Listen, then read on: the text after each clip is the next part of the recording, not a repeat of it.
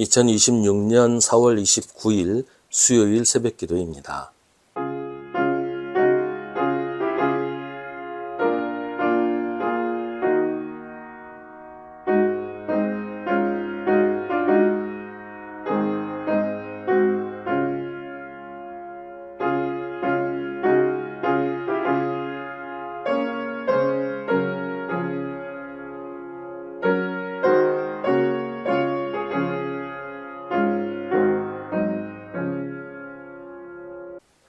호세아 5장 1절부터 15절입니다. 너희 제사장들아 이 말을 들어라. 너희 이스라엘 백성아 똑똑히 들어라. 너희 왕족들아 귀를 기울여라.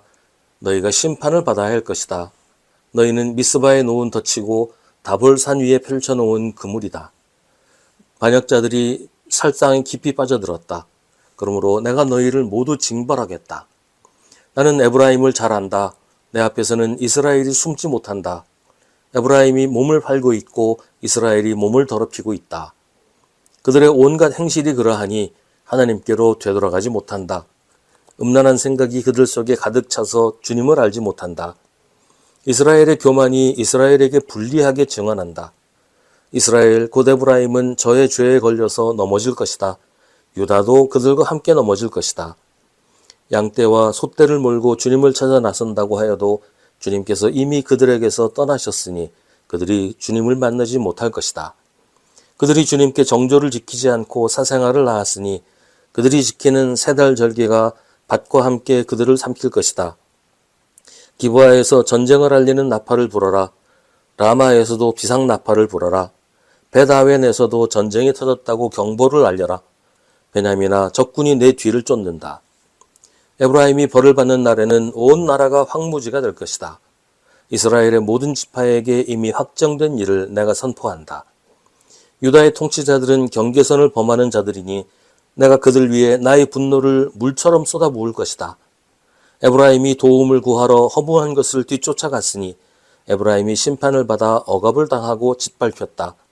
그러므로 나는 에브라임에게는 좀으로 유다 가문에게는 썩이는 것으로 칠 것이다. 에브라임이 자기의 중병을 깨닫고 아시리아로 가고 유다는 제 몸에 난 상처를 보고 그 나라의 대왕에게 특사를 보냈다. 그러나 그 대왕이 너희의 중병을 고치지 못하고 그가 너희의 상처를 치료하지 못한다. 내가 사자처럼 에브라임에게 달려들고 젊은 사자처럼 유다 가문에 달려들어 그들을 물어다가 갈기갈기 찢을 것이니 아무도 내 입에서 그들을 빼내어 건져주지 못할 것이다. 나는 이제 내 곳으로 돌아간다. 그들이 지은 죄를 다 뉘우치고 나를 찾을 때까지 기다리겠다. 환난을 당할 때에는 그들이 애타게 나를 찾아 나설 것이다. 아멘. 하나님은 제사장들과 왕족들을 향해서 무서운 경고를 하십니다. 그들이 차지한 자리, 그들이 백성에게 받는 존경과 대접, 그들의 권력과 권위는 그들 자신의 것이 아니라 하나님이 주신 것인데 그들은 그것을 이용해서 자기들의 주머니를 채우고 자기들의 욕심을 채우고 자기들의 힘을 과시하는 데만 몰두했습니다.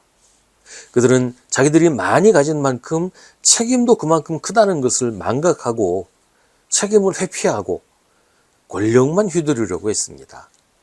마땅히 해야 할 일은 하지 않고 하지 말아야 할 일에 몰두했던 겁니다. 그래서 하나님은 그들을 심판하기로 하십니다.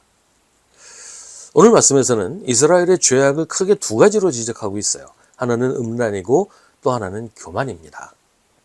음란은 우상 숭배와 밀접하게 관련된 것이지만 꼭 그것만이 아니라도 이스라엘을 타락하게 만든 큰 죄악입니다. 이걸 꼭 성적인 문제에만 국한해서 생각할 일은 아니에요. 인간의 쾌락은 다양합니다. 남을 짓밟는 것으로 쾌락을 느끼는 사람도 있어요. 하나님이 보시기에 이스라엘의 죄악은 자기의 쾌락을 위해서 하지 말아야 할 일을 한 것입니다. 남을 짓밟고 죽이기까지 했으니까요. 또 한 가지는 교만입니다. 교만은 내가 너보다 잘났다고 하는 거잖아요. 인간의 교만은 하나님을 무시하게 만듭니다.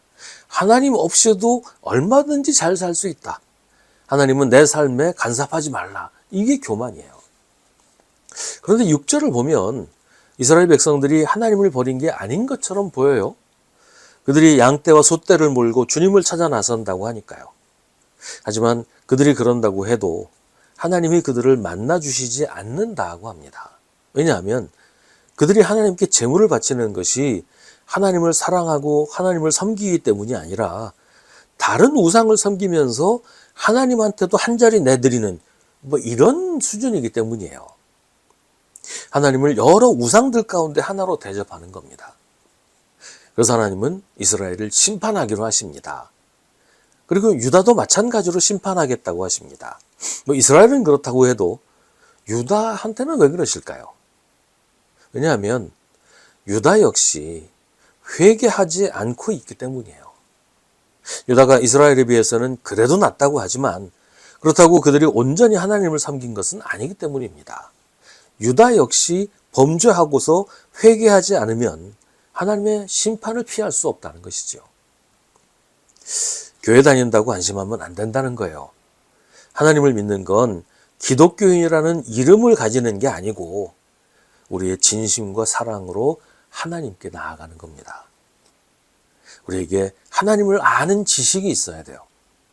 그런 거 다 무시하고 제멋대로 살면서 교회 다닌다고 안심하는 사람이 바로 유다와 같은 사람들입니다. 그런데 하나님이 이스라엘과 유다를 심판하시는 방법을 살펴보면 특별한 게 없어요. 오히려 그대로 두신다.